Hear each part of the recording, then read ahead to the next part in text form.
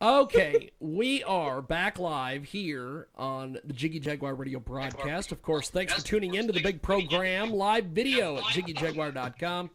And of course, from the KJAG Radio Studios in downtown Edgerton, Kansas, we are live each and every day at 2 Central, 3 Eastern, 12 Pacific, and 1 p.m. Mountain Standard. And of course, as we all know, there's only one guy in 1 p.m. Mountain Standard that's listening to us, and that's our good buddy Ross Long. However, today we have a show that I have been trying to put together, I estimate, for about a year. I've wanted to get 3 PR professionals and 3 of my friends together who are in the public relations business to discuss PR. And so today we have these 3. First of all, I want to start with Richard Kurtz, the fabulous Richard Kurtz from Strategies PR. He also has the fantastic La Jolla Writers Conference, which, Rich, are you guys going to be doing that this year, or is that all online?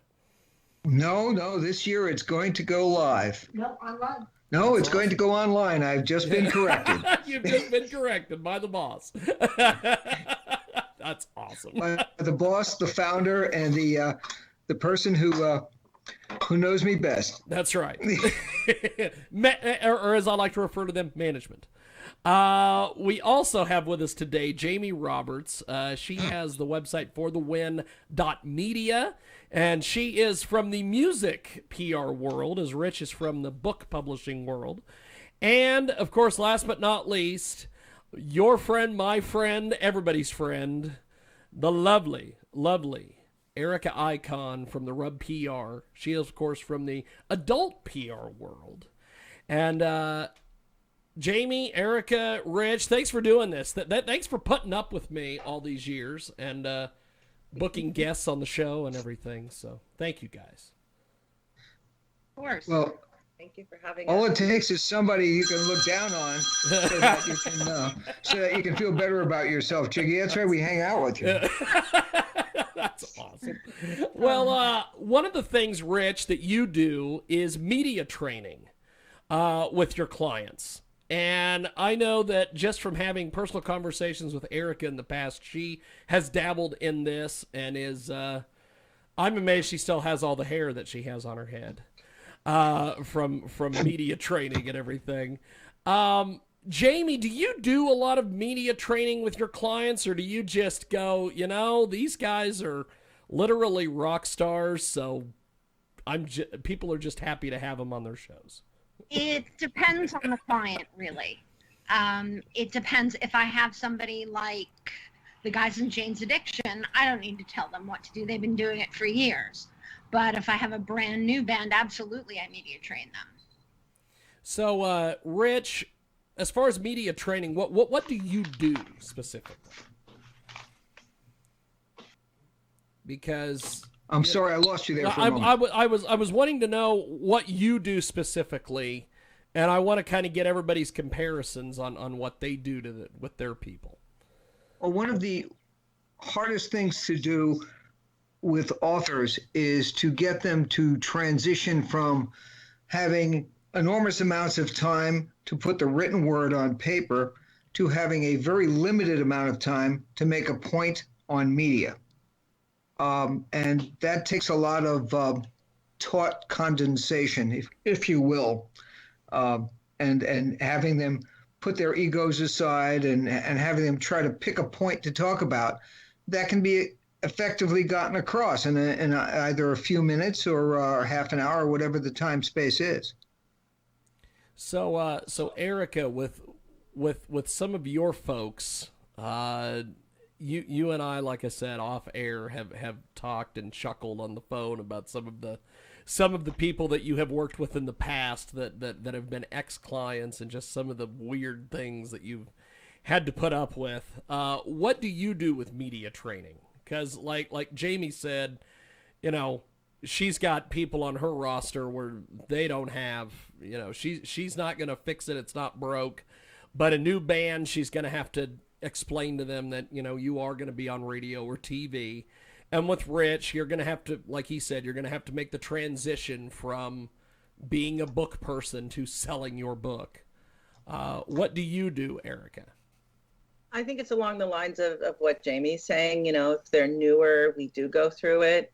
We always let them know what the interview is going to be like. We send them a link to past interviews so they can kind of see what the interviewer is like, especially if it's somebody that's a little controversial, not you so much, but other people we interview with. But yeah, most of them, we just let them fly with their personality. We do advise against, certain things, like obviously, religion, politics, hotbed subjects are not usually good to bring up. You better go avoid and alienate some of your fans on social media and premium social media platforms. But what I can do is advise. They're going to do what they're going to do. They know they'll get the phone call from me or the text if they don't do what they're supposed to do. But ultimately, I can't stop them. So Jamie, do you kind of concur with that? Do you just, if they screw up, you're just going to get a hold of them, or do you just go, well, they wanted to have Jane's Addiction on their show, and they got Jane's Addiction. Right. Well, I think that even pros like Jane's Addiction, like, you have to prepare them. You have to give them bullet points, just like you're saying. And I tend to provide, here are the 4 points that if you don't get to these, that's a failed opportunity or a missed opportunity. If you get to all of these, go on for as long as you want. That's awesome. Yeah, I concur with that. You're dealing with artists in all 3 subjects here, and artists tend to focus on their art, which is somewhat introspective, as opposed to on their fans, which is exactly the opposite. And they've got to be delivering something to them that's a comfortable takeaway that relates to what they do, but isn't tantamount to reading their book on air or playing their music on air or just showing a video clip on air. There has to be more to it. There has to be a deeper substance that gets brought across. And sometimes extracting that from the artist takes a little work. Yes. Very much so. Erika, do you find that when you send those links to your clients that they actually read them? They really don't. They really don't read anything, including press releases, because they'll be like, "What's this? I sent a press release out for it last week. Remember, you're supposed to read it and approve it before it goes out." But I think the thing that we do that most publicists in my industry don't do, and I'm sure you guys do, is we actually send over notes to the interviewer. So that cuts down on stupid, Yes. hopefully.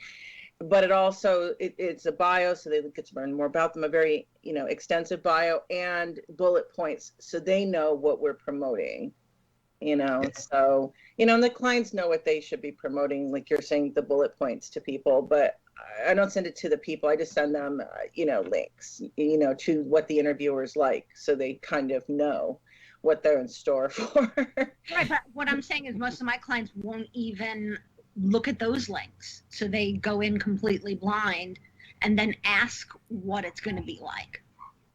Yeah, people are lazy. It takes 2 seconds to click on something and look at it. You can watch it for a few minutes and kind of get the gist. Yeah. Yeah. You see, we tend to take a heavily proactive, did I put that nicely enough?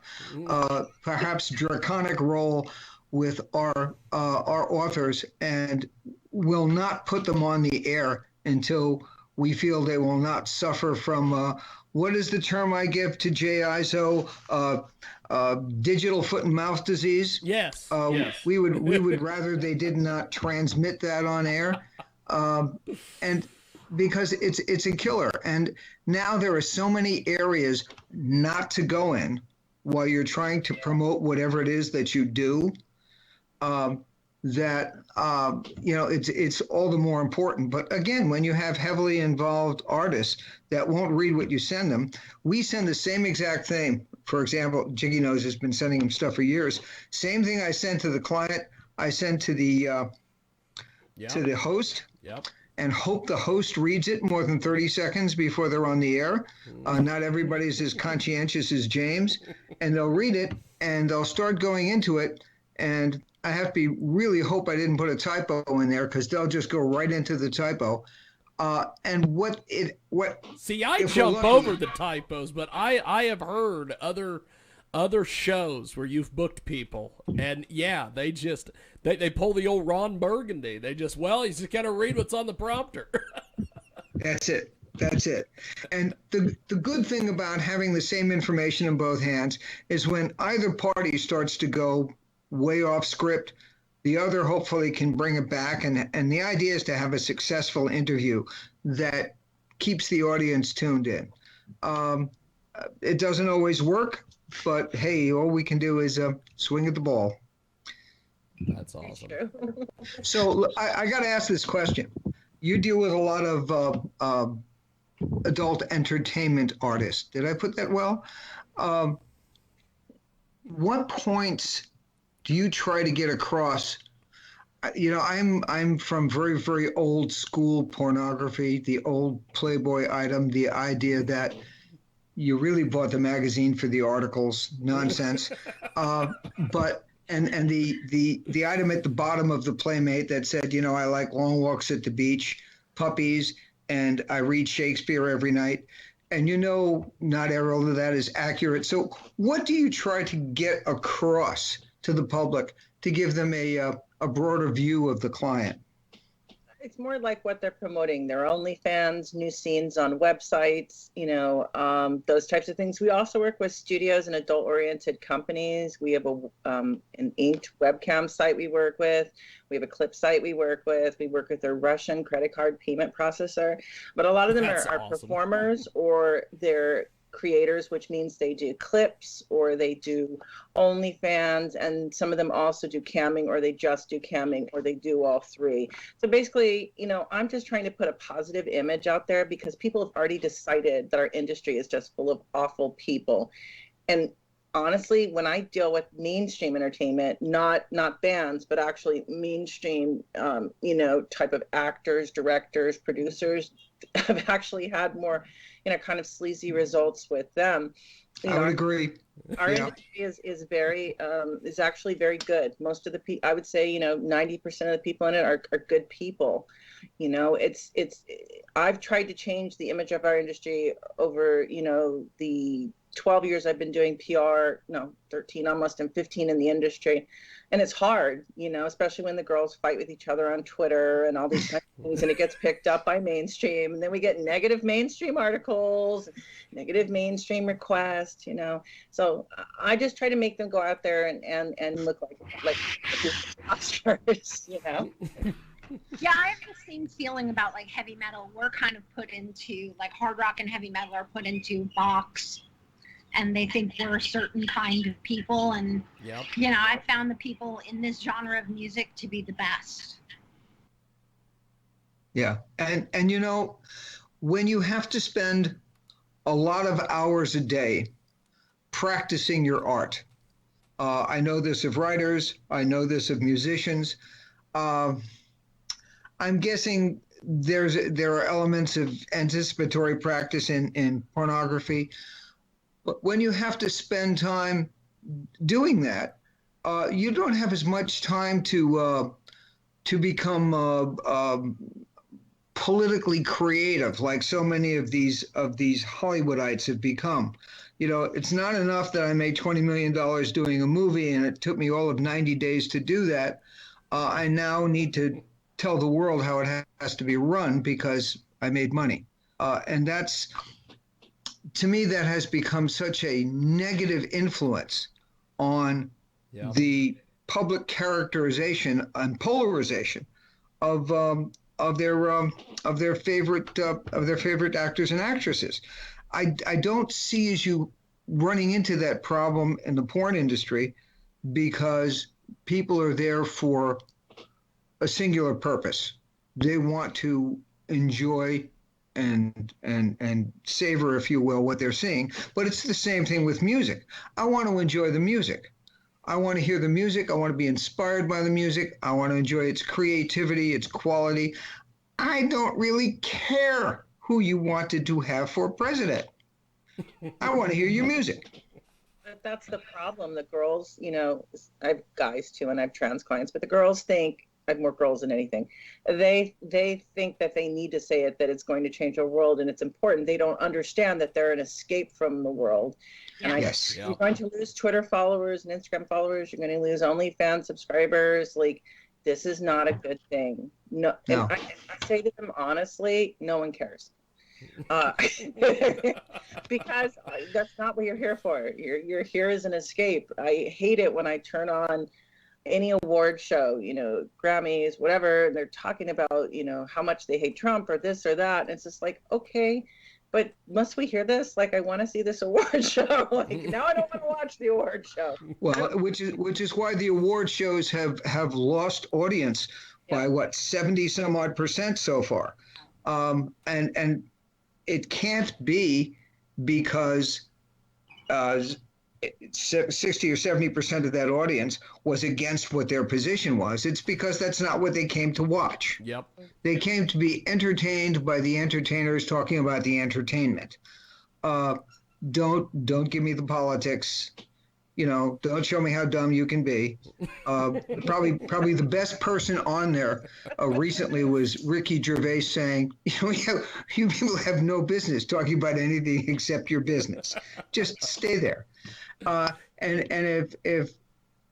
if there had to be a conversation about, there is no need for the conversation about the economic legitimacy of the music industry. It's been a dominant economic machine and social machine for decades, since, dare I say, the 50s and 60s. And unfortunately, I remember a lot of that music when it came out, and I make no apologies for being that age. But in terms of pornography, one of the things that people don't realize is that it's an enormous economic engine. More so than music now, even. Well, and I don't take the position that it's a harmful item. I don't think it belongs in the hands of kids, but most escapism doesn't belong in the hands of kids. Kids should be naturally escapist, using their imaginations, perceiving themselves while they're in Little League as being baseball stars and whatever. That's sexuality is, in spite of the fact that they're trying to stick it down the throats, no pun intended, of children now, it's out of place, and it doesn't need to be there. It has no economic value. It has no social value to do that. And I say this sitting currently in my daughter's house, in my son-in-law's den here in Florida, and I'm thinking about, I've got a new grandson who's a little over a month old, and I've got his older brother who's 8, and then I've got 4 older grandchildren, and I'm watching them develop, and I'm watching their parents steer them around, not shelter them from the world, but steer them around the nonsense that the world is throwing out and give them tools to work with. It's scary. It's very scary from my standpoint, looking backwards, and yet the kids will handle it. The kids will handle it. And anybody who thinks that the same mentality that says we should eliminate pornography as an art form is the same mentality that said that we never should have let Elvis shake his hips on TV. That's right. Give me a break, folks. Now, art is art. If you don't like it, don't listen. If you don't want to see it, don't watch. Now, Jamie, I know that with you in the music industry and just knowing you all these years and interviewing all your different people that you've had, how do you attract the people and the proper media to do stories on your clients? Well, I was more recently at a record label, and with that, built-in clientele, it was, you take what you got, you get it to the media. Yeah. But now I get to choose who I work with, which I really like. And I work with some amazing people. I mean, like, I left my last job still working with Tommy Lee, who's a wonderful human being, and Perry Farrell is brilliant, and so I'm very lucky. I have relationships from like the mid 90s forward with managers, and that's how a lot of my clients come to me, through their management who are familiar with my work. Yeah. But getting it to journalists, I mean, and I don't know if the two of you other publicists find this, but I pitch fewer people.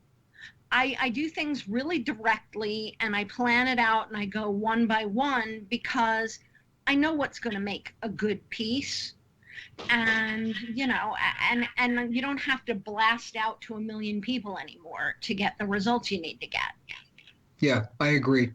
It's more of a selective or targeted marketing approach rather than trying to get on every TV and radio show, because every TV and radio show is not going to have an audience. Yeah. You have to go to generally where the audience is, and then hopefully you can expand the audience. But, you know, what is the saying from the poli-sci standpoint? You don't go to the DNC convention selling Trump hats. It's not going to happen. Yeah, absolutely. And I mean, I find also that if you curate who they're going to talk to, like, the clients really appreciate that, because they're looking at the sites for their traffic. They're looking at, you know, the videos for their numbers. They want to know that what they're doing is going to be seen by people. Yeah. So, you know, that's why you have to be very curated and very careful about who you give somebody to. Well, all three of our fields, I would imagine from the talent standpoint, are highly competitive. I don't know, I'm sure I could look them up. I don't know your numbers, but in the last 10 years, especially with the explosion of self-publishing, which is a mixed result, you have gone from about 170,000 ISBNs. That's the little number on the back of the book, and that's the only thing that differentiates one book from another. They could all have the same title, but they've got that different number on the back. Anyway, from about 175,000 of those to several million per year in the U.S. alone. So you've got an inordinate amount of competition, an inordinate amount of junk for people to weed through before they get to the jewels that they want to read. So it takes it's quite a task to get, especially a new author that's got nothing going on out there. And then the best is when you've got a really good established author who writes in a particular genre, who sold, you know, maybe 3 million books. And with the consolidation of publishing, and you've seen this consolidation in the music industry, some 25-year-old, very woke individual turns around to this author and says, well, we're not really interested in promoting your work because it's male driven. And I'm sorry, I thought you guys were in the business of selling books. You know, did I miss something somewhere, or do you want to like not sell books? Because this guy's going to sell, you know, several 100,000 books a year. And it's that level of idiocy from the industry side that makes it tough on us in our industry to get people out there. Yeah, it's increasingly more difficult. There's less outlets because of media consolidating too, and you know, it's a lot more competition. I know, and by the way, Rich, I know ISBNs because I used to work in book publishing. I worked with Van Nostrand Reinhold back in the day. Way back when. Yeah. But I guess you have things that come up in each of our industries. You'll have some, and they love to do that. They'll love to take somebody's relative fame when they've done something wrong. You know, hey, we just found out that this New York Times best-selling author was an axe murderer, and that's why he wrote these things so well. And of course, it will forever be the New York Times best-selling author, blah, blah, blah, blah, blah. As opposed to, we had this thing with the porn star who got involved with Trump, and you had all the financial machinations and the legal machinations of that mess. Again, throwing yet another negative connotation on an industry that just doesn't need that kind of bad PR. I was And- to her and- about and- possibly working with her at the time too. and let's go take a music star and find out that under the influence of drugs, alcohol, and anything else they could consume, they decided to mow down a school bus full of kids. These things are what we have to overcome, and even though these aren't our clients. Yeah. Now, so it's Jamie, I know that like with Erika, when they do the conventions, a lot of times Erika goes and has to babysit and manage some of the clients. Have you ever done tour publicity, or have you primarily just been in an office somewhere? Tour publicity for me doesn't involve going on the tour. It involves me calling ahead to where they're going next and making sure they have something in the paper to let people know they're coming. Though that said, I have gone on the road with a couple of bands just because Slipknot in the beginning. Yeah. I went on the road with for like a week, and it was the most exhausting week of my life. So I have no more. So was not all the fun it was cracked up to be. Oh God, no. But when things need to get done, I go. Yeah. Like for Jane's stuff, there's going to be so few shows that I'm going to go because I want to hold hands and make sure everything is a positive experience. Because I think, Erika, that's why you go, right? Like, I mean, if not, they can answer questions themselves. Oh no, if I don't go, all hell will break loose. They won't have to get into the show. They won't know where to go. I have to send them their schedules every day of their interviews and where they're supposed to be signing, even though I've sent it them before they've left for Las Vegas to AVN.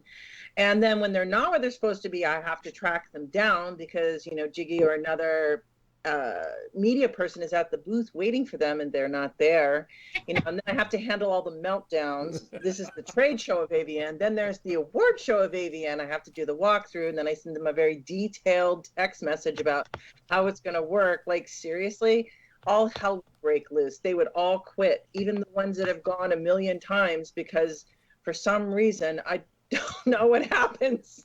Something about Las Vegas, maybe, I don't know, but it's hell for me. I'm there for about a week, and Jiggy knows I look like I'm about ready to cry the entire time, and I'm really tough, It's like I spent a week in Vegas without a convention, and I almost quit my job. So Yeah.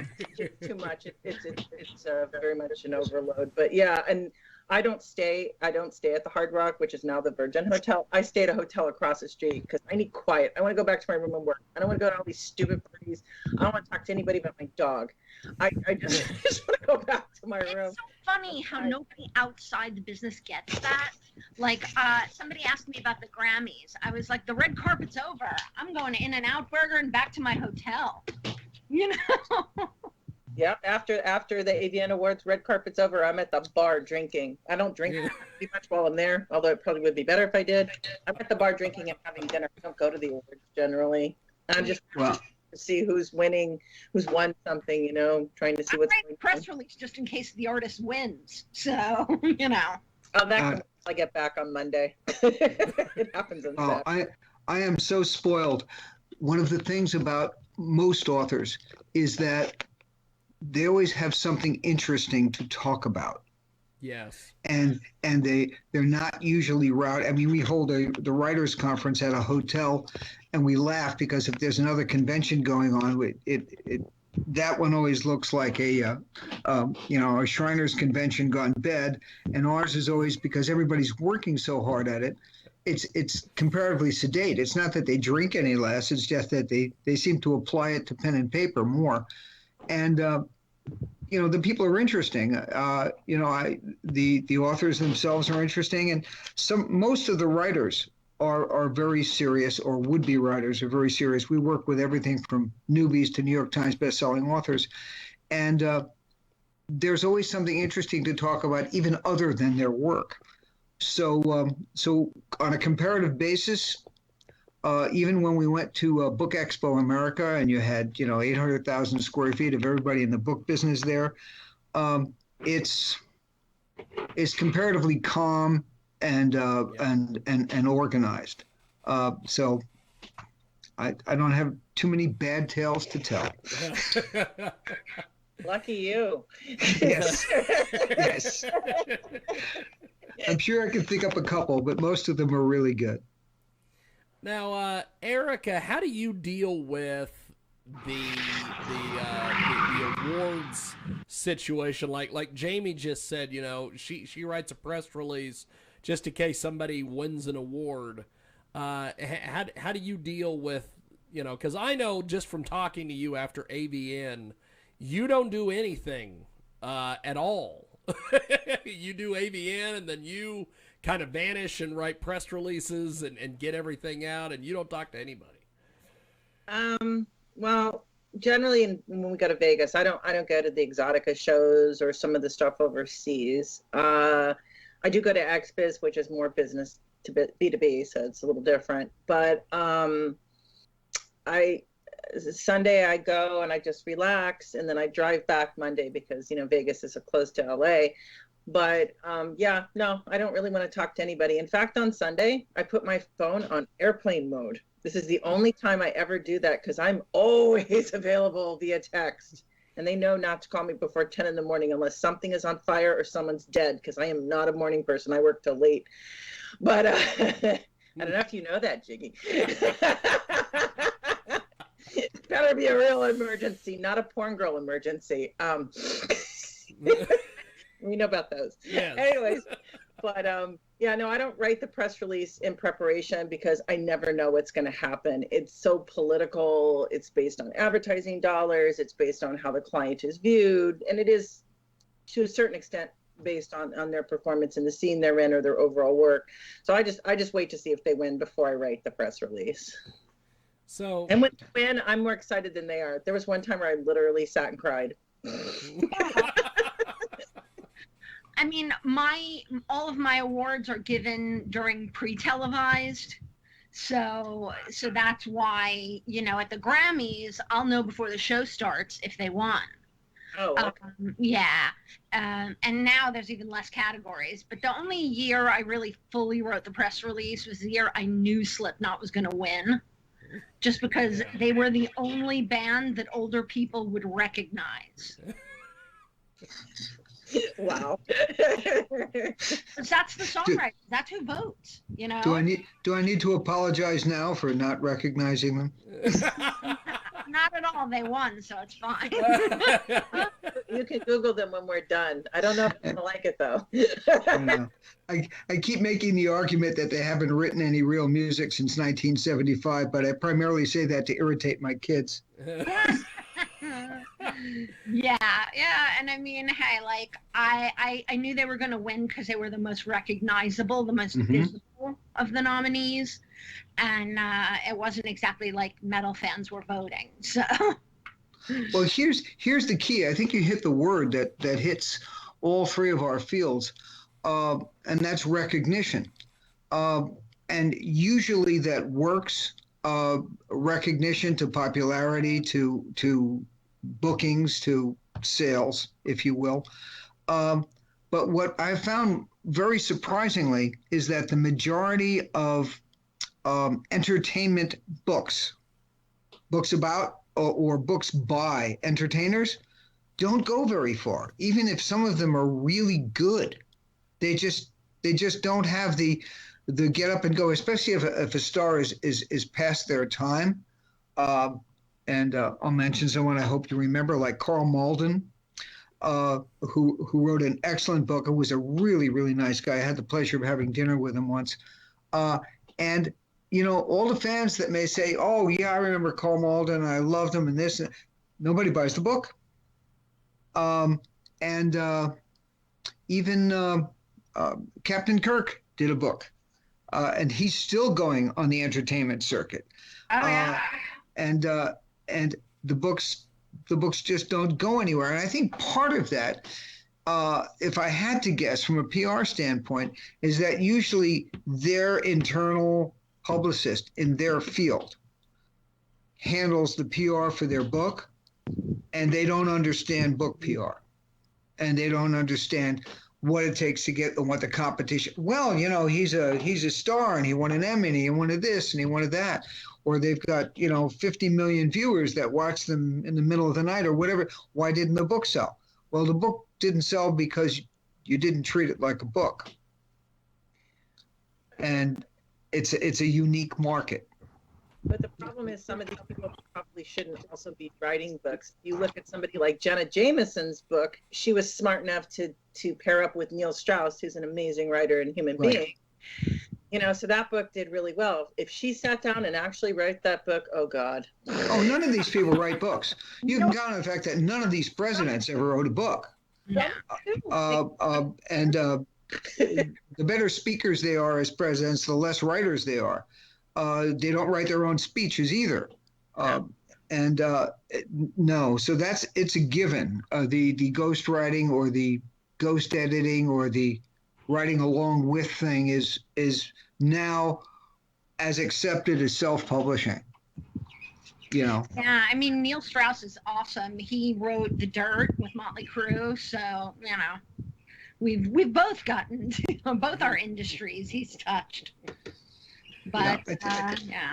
So how do you guys deal with a client leaving or getting a client from another PR person? I know, like with talking with Rich and also Erika on a few occasions, it's kind of like a cutthroat deal between the PR people. Jamie, is that different since you were with a record label a lot? Well, a lot of us are friends, music publicists. So, like, for instance, Maria Ferrero's this amazing music publicist. She's one of my best friends. I wouldn't take somebody from her, and she wouldn't take somebody from me. And I think that there are people who are specialists in different genres of music who are the go-to people. When I was at a label, I didn't care about it. People would try and hire me on the side, and I would send them to my friends. And then when I went indie again, I was like, shit, maybe I should have saved one of those for myself. But especially, like, I sent Alice in Chains to a friend of mine. So, I mean, like, that's something I would have liked to work, but at the time, I wasn't available. The publicists in my industry are not friendly like the publicists in your industry. In fact, I'm pretty much not friends with any of them except for like one. And when people ask me if I don't want to take someone, they ask me where to go. I say, I don't know, because honestly, although sometimes I'll send someone I know is atrocious to someone I really can't stand. Excellent. I'm not going to say names, but I have a friend of mine who interviews clients, and she's like, it's a good thing you didn't take so-and-so because she's a fucking nightmare. And I'm like, That's awesome. Yeah. Saw that one coming. But we've had people come from other publicists, and generally most of our business comes from our current and past clients. There are some people I go after, but a lot of it just comes to us. And that makes people hate us because we actually work. A lot of other publicists don't work. They're too much into being fanboys or this, that, and the other. They don't want to put in the work. I put in the work. I know you two do. I can tell. I put in the work. I work a lot, and I don't work less. I work more than I used to. My dad doesn't understand this. He goes, why don't I understand why you work so much? I'm like, because more and more is expected all the time. The bar is just getting raised. I couldn't even hire employees because I'm like that too. If I can't vouch for their work being as hard as I work, then I don't want to work with them. So that just leaves me by myself to do it all. And I might as well just do that instead of hire people that disappoint me. I have an assistant, but it's hard to find good people to help. And I just, if I don't trust them, I just really watch what they're doing. But, and there's certain things I ask to do, and there's a little pushback, and I'm like, no, you need to do what I ask. Like, it needs to get done. But I can't do it on myself. There's too much social media stuff. Like, I let him do all that. And there's a certain way we do it. He never writes press releases. He never deals with clients. Like, that's 101% me. Because one of my friends is a client. She's a talent agent. She's like, do you let him write press releases? I'm like, are you on crack? Like, no. Yeah. Wow. Let them do the technicals. We have to do the content. Yeah.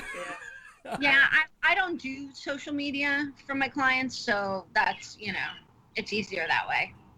Now, Yeah, speaking of content, Rich and I have had this conversation, and I've had this conversation, I think, with Erika on a few occasions. When you create, like, part of Rich's thing is he's got a certain way he sends out material to the clients or to radio shows or whatever, and it's structured a certain way. Jamie, have you ever had issues with people, going from you to another PR person and basically taking your intellectual property with them? And Oh, you mean like press lists? no, like, just like actually taking your template from your press release or Ah. your bio you wrote. I don't just care. Something happened. I really don't care. Like that's the thing about me. I'm not proprietary over like the style in which I write press releases or even my media list, because nobody has the same relationships to those people as I do. And I mean, hey, you could give my 10-year-old nephew a press list and a template. He still couldn't do the job that I do. You know what I mean? Like, you could give anyone anything. It's just if they don't do it the way you do it, then, I mean, I just don't see it as a threat. Yeah, it's very much a personal service industry. Yeah, Erwin will be the first one to tell you that. yes. He's been doing it since the 1700s, but that's besides the point. But it's you've got to put your personality on the line, and at the same time, you've got to be able to cut clients loose when they just don't toe the line, no matter what the money is. We had a guy who wrote a hell of a wonderful book. This is years and years ago. Beautiful book, beautiful cover, interesting story, historic. It was a historic romance fiction, but was so well done, and it had every chance of going any place anything could go because there wasn't as much competition. This has got to be 20 years ago, and when we put him in a situation where he's talking publicly, all he wanted to do was talk about using peyote, which was it was a very, very, very tiny part of the story because this particular indigenous tribe used it in some of their rituals. Okay, that's like saying the character had bacon and eggs and you're coming out and all you're doing is talking about breakfast. And he wouldn't get off of that train. And the second time he got on advocating the use of psychedelic drugs for, multiple purposes in a forum where we're trying to promote his book and the story, we dropped him like a hot rock. Just right then and there. Wow. Bye. Here's your books. We're gone. Wow. Yeah, you have to do that because whatever your client does sometimes just comes back and reflects on you. Yeah, absolutely. I've done that too. I recently got rid of a client who I couldn't get to schedule interviews. Or show up. Why am I knocking myself out getting these if you can't be bothered to find the time to do them? So. Yeah. Exactly. But the weird thing in my industry is they all, like when they leave, they think they can do it themselves. That's the problem. I don't know if you two see that, but Yep. I can write my own press releases, so I can submit my own stuff, especially if I'm stealing Erika's template and the bio she wrote for me. It's that's the hardest part. And it's like, no, you can't do my job. Come here and do my job for a day. You'll go home crying. I guarantee you money. Right, Jiggy? Yes. Yes. Or you watch your career spiral down. Everybody likes to think they can do the other guy's job, especially when they want to stop writing the check. Yep. Well, yeah, and that even happens at other companies, like at record labels. All the higher-ups think that they can do the PR job. Yeah. Yeah. And if you've ever talked to the higher-ups in almost any industry, I know I do a lot of day trading now, so I look up a lot of small companies to see what they're doing or what they're not doing when I watch the stock drop. And I'll listen to a CEO talking about perfectly interesting product or service or development that they have, and they can't spit it out in a way that can hold anyone's attention. You know, if you're going to talk about, your company that does chemical nominal astrophysics, you got to make it so that the person at the other end of the media is going to say, "Wow, this is how that affects me, and that's interesting." If you can't get that across, your PR people aren't doing the job. And to take somebody who's in that position and say, "Hey, you're really brilliant. You're doing a great job running the company, but you can't talk to people. And I have to teach you how to talk to people." Yeah, or you wrote a great book, but now I have to teach you how to talk. You know? and it's interesting. Yeah, for sure. Yeah. So, one of the things, Rich, that you do is you get people on TV. You've got a lot of TV contacts and things like that, and I know that Erika does the same thing, and Jamie does the same thing. Have you noticed with your clients trying to get people in the mindset that, like, especially if they're female, one of the things I always notice on Erika's press releases is she always says, "Be television ready," and it's always in capital letters. Yes. Do you guys ever Mediagenic. have to deal with that in the music industry, or is it just, well, if Tommy Lee wants to show up and just look like Tommy Lee, it's okay because he's Tommy Lee? Yeah, I mean, to some degree. Like, we were doing a military broadcast, and I was like, "Please don't wear the shirt that says fuck on it." And he was like, "Okay," Or, "Hey, why don't you do something different, like wash your hair before you go on air?" You know what? He's got a good sense of style. He just had this one shirt that he had been wearing for some of the other interviews that I was like, just please don't wear that one. I mean, No. Perry's a fashionista, so I don't need to talk to him about what to wear. He knows.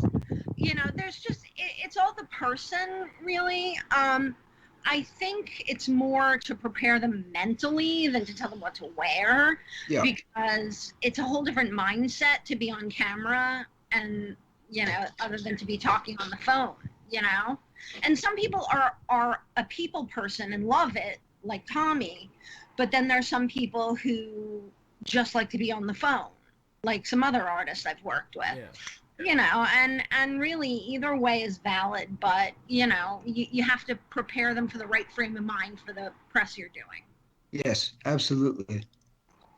And for the time frame, you got a 300-page book here. We're not going to talk about the whole book in 2 minutes. Right. As a matter of fact, we're not going to mention the book. We're going to let the host mention the book. Mm-hmm. And if you can't get the host to mention the book, it's because you're talking too much. And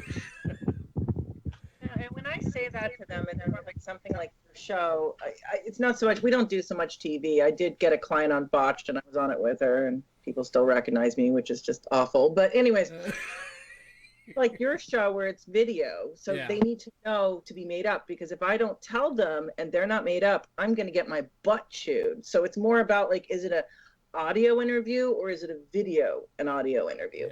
That's more what I tell them. Like, I have to tell them because they have to be ready. Unlike that one client I had who showed up to your show wearing a towel and her hair in a ponytail, Jiggy. I do remember this. Yes. I was like, oh my God, how am I going to even say this to this girl? She just started with me. And there was a time where I was able to bring it up in a nice way, because I'm very direct because I'm from New York. But I was like, that's awesome. You might not want to wear a towel. Well, I wasn't ready. Well, you knew what time it was. I reminded you hours before, like. I lie and say it's a half hour earlier. Sometimes You have to. someone like You have that. to. Well, I had one. I used to have to tell her it was 3 hours earlier. And then one time she showed up 2 hours early. She was dating. And then you just tell them they reschedule. That's all. Yeah. Yeah. You blame the technicals. Oh, they needed to reschedule. Little trickery hasn't hurt anyone. Little trickery. Yeah. That's awesome. But it's so you mentioned New York. What part of New York? Queens. I'm in Queens right now. Oh, you are? Okay, I thought you were here. No, I'm in Queens and in Whitestone. I'm sorry. I apologize to all of you. I'm from Manhattan originally. Well, that's where I was born. I was born in Manhattan, but we didn't live there. No. Oh. I didn't really live there either until we went to the island, and then we went upstate, and then I went to sunny Southern California, Yep. Yeah, which I grew I'm up. not sure of anyway. So, Yeah. So, and, so Jamie, you got started doing music PR by working at a label, or how did you get started? 'Cause I worked at Musician Magazine back in the day, and through some connections there, I got a job. I was actually accepted to St. John's Law School, and a month before Good school. go, I got an offer from a fledgling record label to work there, and of course I dumped school and went to the record label. It wound up being Flip Records that Limp Bizkit came out of, Wow. but I didn't work there very long. And then after that, I worked at a PR firm. You bounce around a lot in the beginning. Yeah. And I worked at Roadrunner the longest I've ever worked anywhere. For 7 years I worked there. I worked there twice, 4 years, then 3 years. And in the middle I worked at Universal for 2 years. Wow. Yeah, it's, you go where the work takes you, I feel like. That's awesome. So Rich, how did you get into book PR? Well, you see, I got this wife. Are you there? Yes. Yes. And she started this business 20 some odd years ago. And I stepped away from what I was doing, and she said, why don't you come to work with me for a while? And that was 10 years ago. That was 10 years ago, and you've never looked back. Yeah. Yeah, it was just going to be a short gig. And I learned a lot about media, and I helped develop media contacts, and I got to meet a lot of people. I had been going to the conference anyway. She had started the writers' conference. Well, this would be 20 years ago as well. And that's how I got into the industry. I got into there purely by the same hook that you use to take somebody off stage. I was brought on stage, and it's been an interesting experience. Wow. So Erika, how do you end up in the adult PR world? I worked in advertising as a copywriter and an art director for a long time, and it was sucking the life out of me. So I started in adult, how everyone started in adults. I answered a Craigslist ad to go work for a company that at the time was the Netflix of porn. They had, it was a very similar idea with the DVDs, but it was, obviously porn. And then I helped them set up VOD. But while I was working there, Shane's World was a vendor, and they said, do you want to do PR for us on a consultant basis? And then I did it. And I liked it. And then I ended up leaving, and the owner that on the company I was working at looked like he was going to cry because I ran everything. And I went to work for a guy that owned 2 studios, and he was just awful. So I said, you know what, I'll start my own company. And that was almost 13 years ago. And I only had a few clients to start with, but then it, doubled and tripled and quadrupled, and here we are. Wow. That's fantastic. Well, as we wrap up here, I want to get everybody's kind of final thoughts on everything. I guess I'll start with Rich. What do you make of today and hanging out here with these two powerful professionals of their own genre? Were you asking me that question? Yes. I think it demonstrates that professionalism, and I recognize your respect to professionalism. Professionalism is just so important in every field of entertainment. Yep. As entertainment goes now, from much of what we see through the media, there's no professionalism. There, you don't get to respect an artist for their art right now. You have to know about the artist for everything that they've ever done wrong, and that's stupid. It's bad business. It's bad PR, and it doesn't do anybody any good. I don't need to know somebody. So I would rather think and see the people in their better light, which is what we're supposed to do. We're supposed to expose our people in better light. At the same time, we pick and choose and should be exposing bad people. That's awesome. That's awesome. Well, Erika, what did you make of today and the book PR and the music PR and just everything today? I never really realized how alike the music industry PR is to the adult PR. Absolutely. And I feel like I've had that "don't wear that fuck teacher" conversation with someone at some point.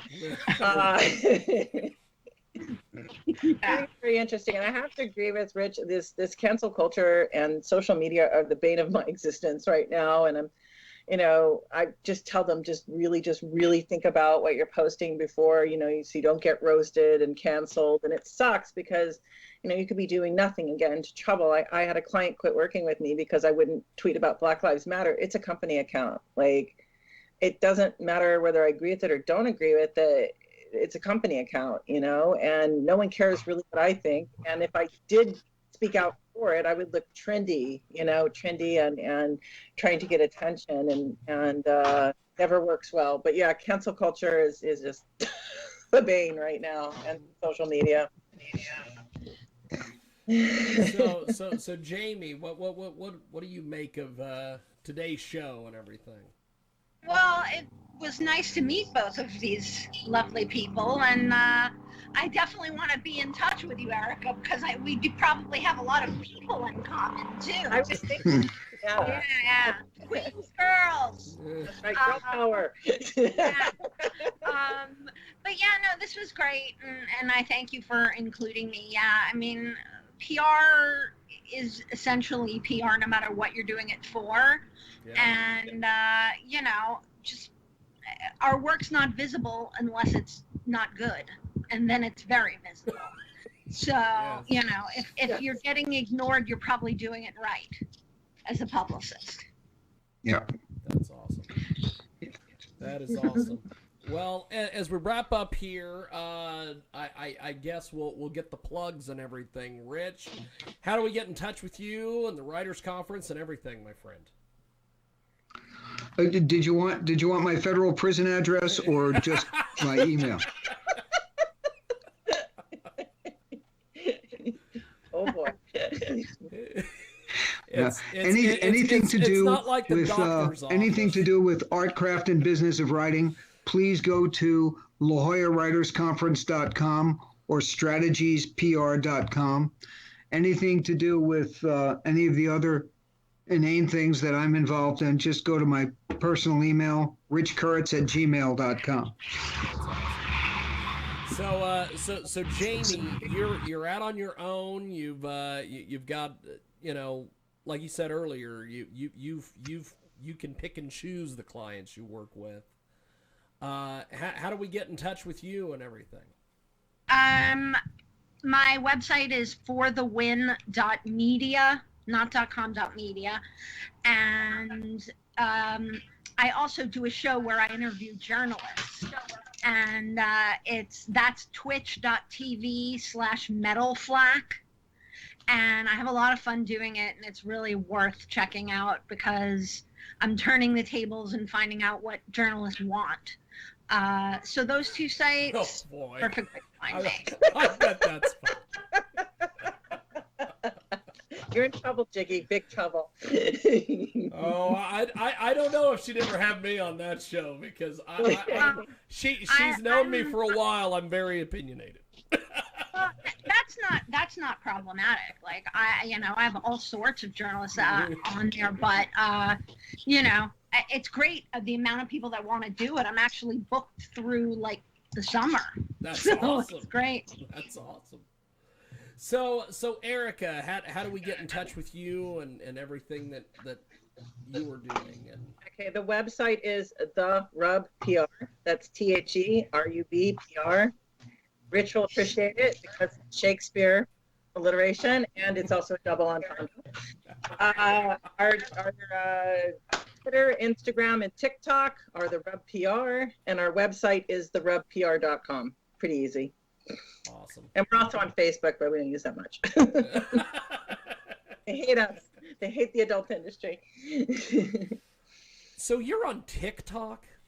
Yes, I What are you am. doing on TikTok? And today, since I'm all made up, I might make another marketing video. But the last one got 600 views, which is pretty good for, one of my girls posted it up on Instagram. I didn't ask her to do it. Lauren did it, but yeah, sometimes, check it out. That's great. Well, this has been fun. Thank you guys for doing this, and I hope to do this again at some stage of the game. And Thank you for having us. Yeah, thanks for having us. this has definitely been fun. You guys have yourself a wonderful day. Thanks for coming You on. too. You too. Take Bye. care, Yeah. everyone. Bye. Thank you. Okay, that is that. We are going to wrap things up here. Thanks for joining us, and we will see you next time here